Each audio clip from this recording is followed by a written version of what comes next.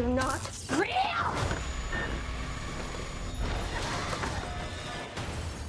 You're not real.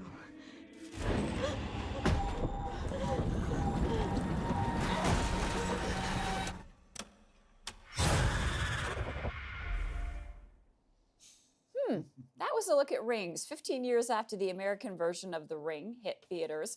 The third film in the horror film franchise premieres today. For his take on this and other new releases, I want to bring in film critic Richard Crouse.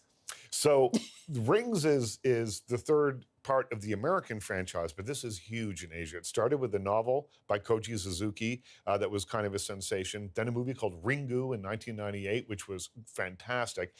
Then the American version started, but running simultaneous to that have been like manga comic books and a television show and all sorts of other movies.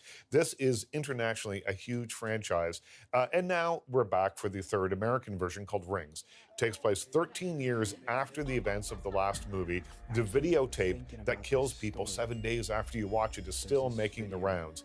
This time, videotape. People are still watching the videotape. There is a videotape, but now it's digital, so it's spreading a little faster now than it was before. And there's a university professor, played by Johnny Galecki from The Big Bang Theory, who's studying the effects of this. He feels that if he can find out what's going on with this videotape, that he can prove that there's the dead girl's soul is in there, that it proves that there's life after death, and it's going to be one of the world's great discoveries. Unfortunately, his students are dying after they watch this, and there's only one way to break the curse, and that is to make a copy, a digital copy, and show it to someone else, thereby passing the curse along.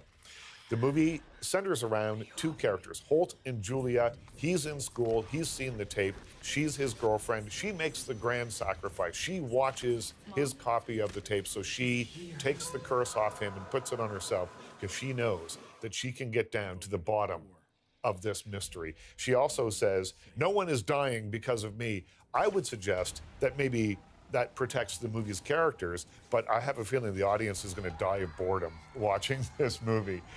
It is so misguided. From the very first scene, you think, oh, this doesn't feel like the other movies at all, which is okay if they do something kind of interesting and cool with it, but it just plods along. Every now and again, there's a loud sound, I think, just to keep you awake, just to sort of shock you into staying awake.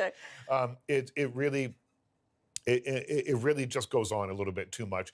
There's some kind of over-the-top performances. You can see Vincent D'Onofrio reaching for the paycheck during every one of his scenes, and it ends with a sequel-ready sort of ending. The Ringette might be a good one.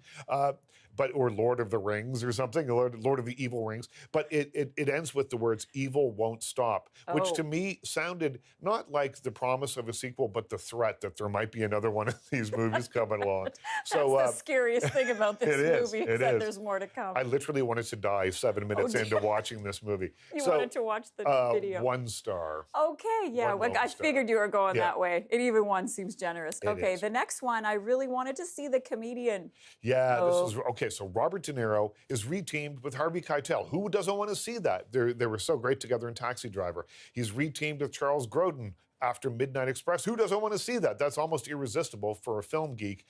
Unfortunately, it's in The Comedian. You've got a great cast here, including Leslie Mann and Patti LuPone and Danny DeVito's in here, all sorts of people. De Niro plays Jackie Burke. He's a stand-up comic who was once a sensation on television in a sitcom.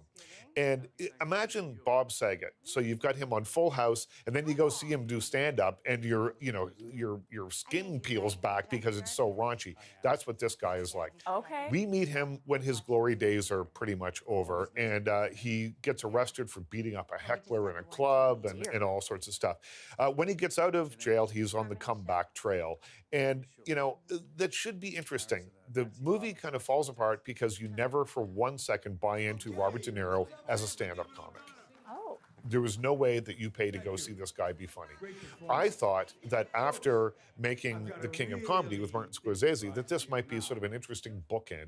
30 years later, here you have this performance. But unfortunately, this movie is more Dirty Grandpa than it is The King of Comedy. And any movie that features a takeoff on the song Makin' Whoopee, retitled Makin' Poopy, isn't aiming all that high.